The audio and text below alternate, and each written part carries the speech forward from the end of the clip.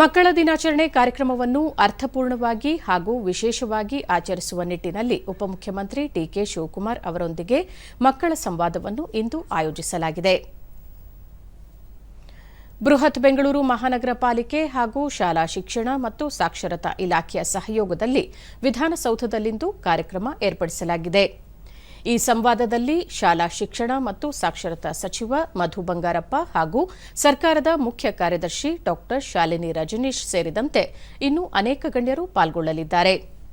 ಮಕ್ಕಳ ದಿನಾಚರಣೆಯಂದು ಮಾಜಿ ಪ್ರಧಾನಿ ಜವಾಹರಲಾಲ್ ನೆಹರು ಅವರನ್ನು ಸ್ಮರಿಸುವುದರ ಜೊತೆಗೆ ಭವಿಷ್ಯದ ಕರ್ನಾಟಕದ ನಿರ್ಮಾಣಕ್ಕೆ ಮಕ್ಕಳಿಂದ ಸಲಹೆಗಳನ್ನು ಪಡೆಯುವುದು ಈ ಕಾರ್ಯಕ್ರಮದ ಉದ್ದೇಶವಾಗಿದೆ.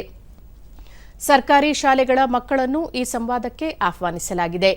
ಭವಿಷ್ಯದ ಪ್ರಜೆಗಳಾದ ಇಂದಿನ ಮಕ್ಕಳೊಂದಿಗೆ ಭವಿಷ್ಯದ ಕರ್ನಾಟಕಕ್ಕಾಗಿ ಸಂವಾದ ನಡೆಸಿ ಅವರಿಂದ ಬರುವ ಅಮೂಲ್ಯ ಸಲಹೆಗಳನ್ನು ಮುಂದಿನ ದಿನಗಳಲ್ಲಿ ಸರ್ಕಾರ ರೂಪಿಸುವ ಯೋಜನೆಗಳಲ್ಲಿ ಅಳವಡಿಸಿಕೊಳ್ಳುವ ಉದ್ದೇಶದೊಂದಿಗೆ ಈ ಸಂವಾದ ಏರ್ಪಡಿಸಲಾಗಿದೆ.